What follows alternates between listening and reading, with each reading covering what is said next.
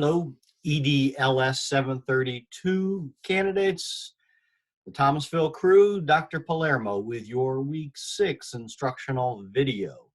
What's new and assigned, what's due this week? First off, I had asked that your CIIPA, the Comprehensive Needs Assessment, at first the deadline was last week.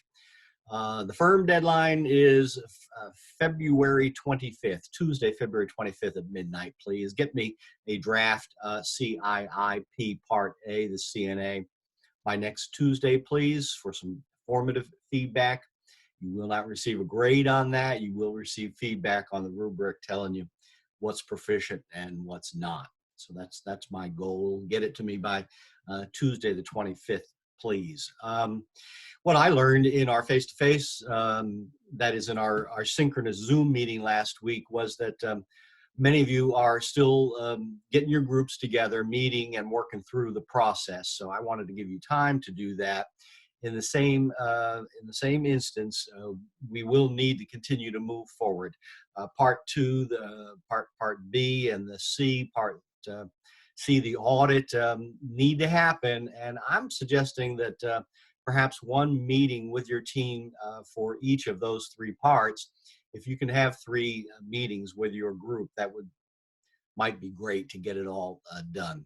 Part D is pretty much an individual reflection, but parts A, B, and C all do require some sort of collaboration with your team to analyze that data and draw conclusions. So I hope you're meeting with your group. I hope you're writing and that you can get me a draft by Tuesday. That's a big deal since that's 70% of your grade.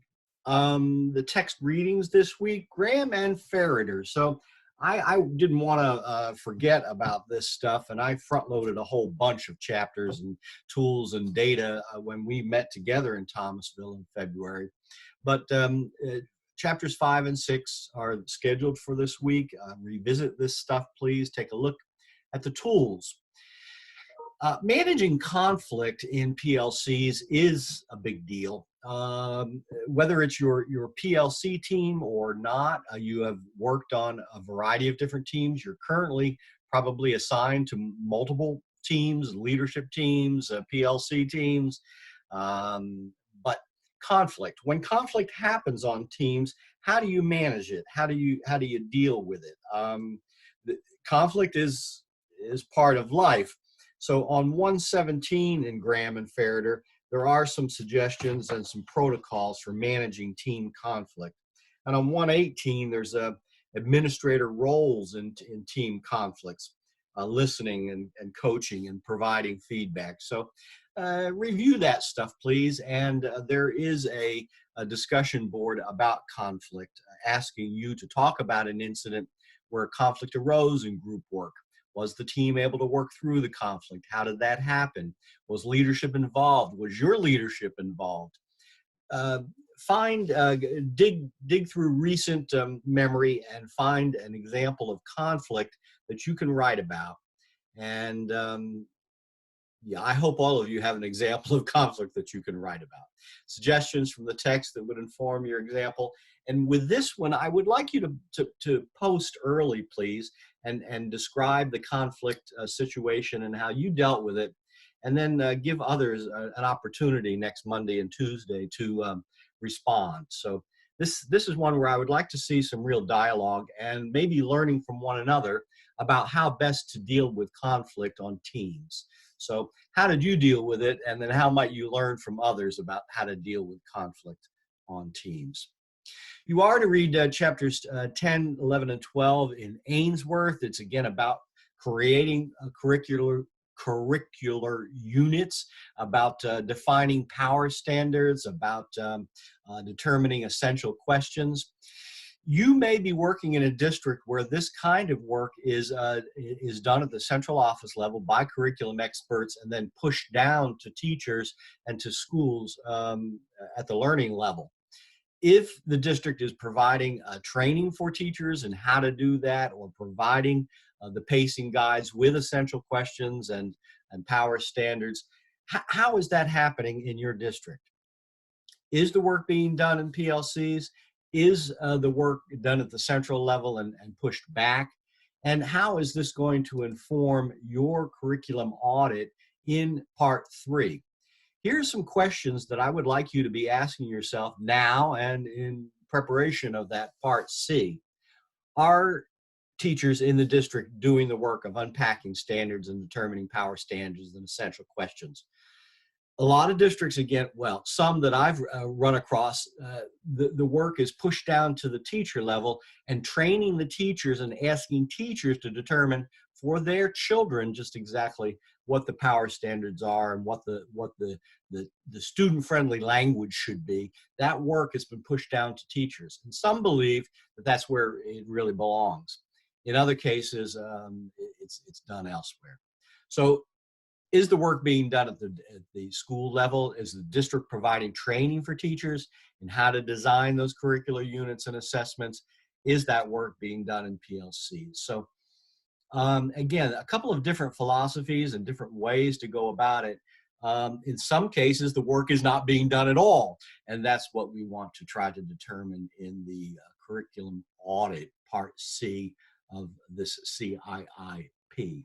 But be thinking about that. And I think that Ainsworth gives you a framework to describe the work that should be done either by teachers or someone in your district to break down the standards, design the curriculum, create the lesson plans and the pacing guides, and push that out to teachers who are the actual users. So how is it happening in your district? And again, I think Ainsworth gives us an outline by describing the work. Now, again, I don't think that you as an instructional leader need to do the work. You need to understand the work, and you need to be able to lead teachers and groups of teachers to do the work if it needs to be done. Understanding, again, the kind of work that can be done by teachers in PLCs to design these units.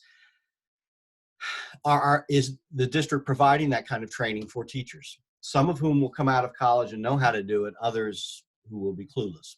You're going to have experienced teachers who have never had the opportunity to design a unit themselves. And again, is the district providing that kind of training for folks? Okay, so I hope that gives us an idea and a way to start to ask those curriculum audit questions.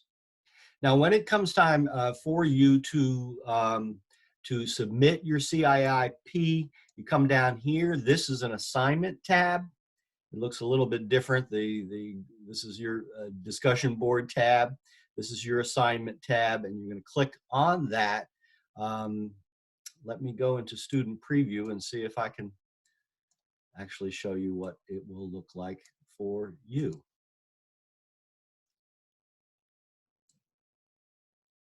So this is what your page will look like.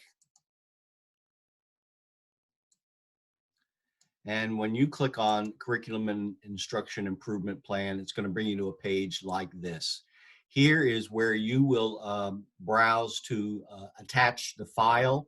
I would like to look at your CIIP Part A as a Word document, please. If you load it as a PDF, I can't edit it. And if you load it as a Word document, I will try to edit and provide you feedback right on your document. There's also a place here for you to add comments. So if you want to tell me this draft is 100% complete and ready to go, great. And I'm envisioning the CIIP Part A, B, and C. They ought to be kind of like standalone documents, but later you're going to mash them together to submit all 4 parts in TaskStream. And so standalone documents that can be put together as a coherent whole at the end. If there's anything missing or you want to add notes about what will be added later, you can add them here in the content space. So that's how you'll upload the work in Blackboard for me to provide formative feedback to you prior to your submission in TaskStream for the summative assessment at the end of the semester. Okay. I hope that is clear as mud. We are here in week 6, and you have a little bit of reading to do, a discussion board to do, and a CIIP to upload for me by Tuesday, the 25th. Thanks. Have a great week. As usual, write to me, call, text, and I'll get you some feedback. We do not Zoom this week. For those of you who maybe are confused about calendars and where and when we Zoom, it's over here in the tab on the left under calendars. And I'm going to have to update that assignment calendar, but there's your calendar of the meeting dates and the synchronous Wednesday night Zooms. Thanks. Have a great week. Go Tar Heels, last place in the ACC.